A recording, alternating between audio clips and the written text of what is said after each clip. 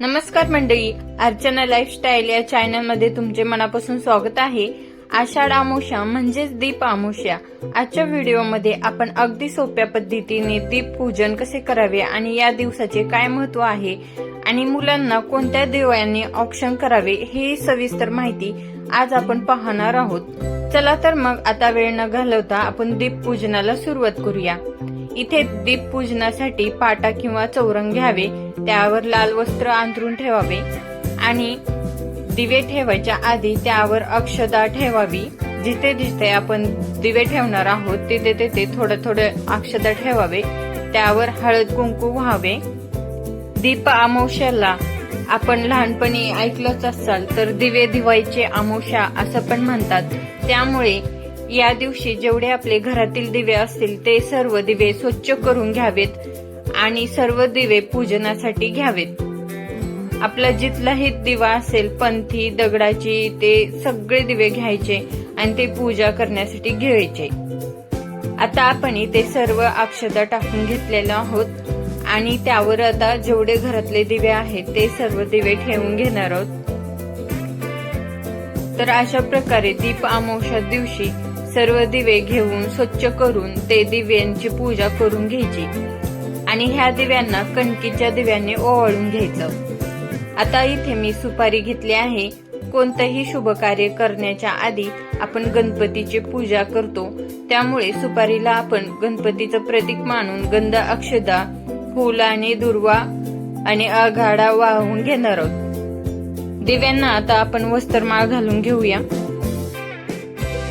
दीप अमावस्या या वर्षी 12 तारखेला म्हणजेच बुधवारी आलेली आहे, त्यामुळे बुधवारी सकाळी किंवा संध्याकाळी दिव्यांची पूजा करून घ्यायची। दीप अमावस्या दिवशी तुमच्याकडे जशा पद्धतीने दिव्यांची पूजा करतात त्या पद्धतीने तुम्ही दिव्यांची पूजा करून घ्या। आमच्याकडे अशा पद्धतीने दिव्यांची पूजा करतात आणि त्याला कणकेचे 5 किंवा 7 दिवे करून त्या दिव्यांनी या दिव्यांना ओवाळतात आणि दूध साखरेचा नैवेद्य दाखवतात। चौरंगापुढे किंवा पाट्यापुढे छानपैकी अशी रांगोळी काढून घ्यायची आणि मस्त दिव्यांची आरास करून घ्यायची। बघा किती छान वाटतं ते। अशा प्रकारे कणकेचे 5 दिवे करतात। त्या दिव्यांना हळदी कुंकू वाहून मस्त पैकी ह्या दिव्यांनी आपल्या घरच्या दिव्यांना ओवाळतात कणकेच्या दिव्यांनी। आता मी हरळी आघरडा पण वाहून घेते दिव्यांना सर्व। दीपपूजन का करावे तर दीपपूजन हे केल्याच्या नंतर घरातील इडापिडा किंवा नकारात्मकता आणि अंधकार दूर करून सुख समृद्धीचे आगमन करण्यासाठी साजरे केले जाते। या दिवशी घरातील सर्व दिव्यांची पूजा करून प्रकाशाचे ऋण व्यक्त केले जाते।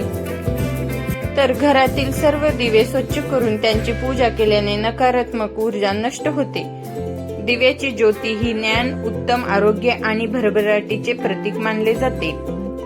ही अमावस्या आषाढाची सांगता आणि पवित्र श्रावण महिन्याच्या आगमनाची नांदी असते।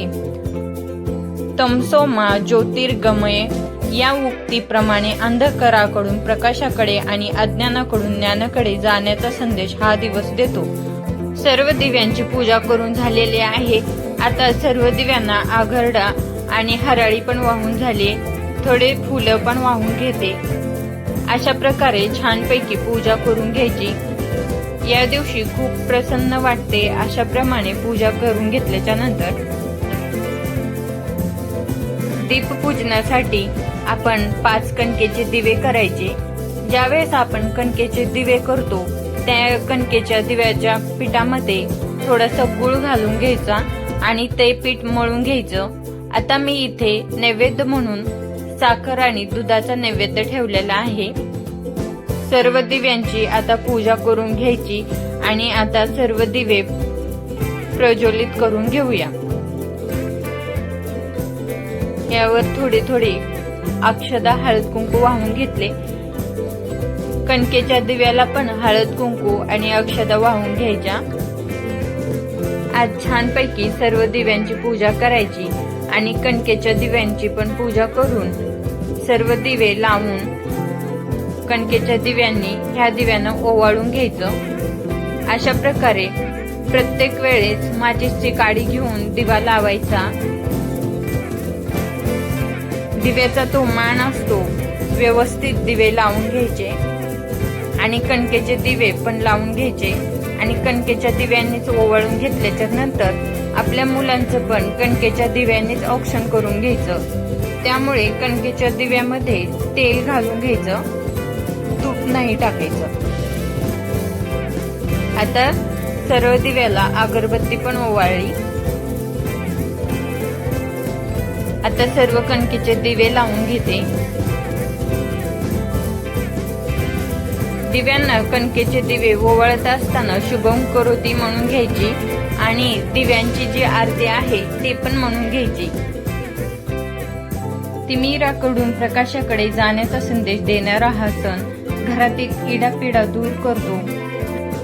लहान मुलांना कणकेच्या दिव्याने ओवाळून त्यांच्या उदंड आयुष्यासाठी व प्रगतीसाठी प्रार्थना केली जाते. या दिवशी दिव्यांना गोड दिवे बनवून नैवेद्य दाखवण्याची प्रथा पण आहे. गोड दिवे कसे करायचे ते मी सांगितलेले आहे. कणिक घ्यायचं, त्यामध्ये थोडासा गूळ आणि तूप टाकून ते दिवे बनवायचे आणि त्याच दिव्यांना ओवाळायचं आणि त्याच दिव्यांनी आपल्या मुलांचे पण औक्षण करून घ्यायचे. आता ह्याच दिव्यांनी, कणकेच्या दिव्यांनी मी आता ह्या दिव्यांना ओवाळून घेते. अज्ञानाचा अंधकार दूर करून जीवनात प्रकाशाचे आगमन करणाऱ्या या दीपपूजनाच्या तुम्हा सर्वांना खूप खूप शुभेच्छा. हा व्हिडिओ आवडला असेल तर लाईक करा, शेअर करा आणि असाच माहितीपूर्ण व्हिडिओसाठी अर्चना लाईफस्टाईल या चॅनलला सबस्क्राईब करा. पूर्ण व्हिडिओ बघितल्याबद्दल धन्यवाद.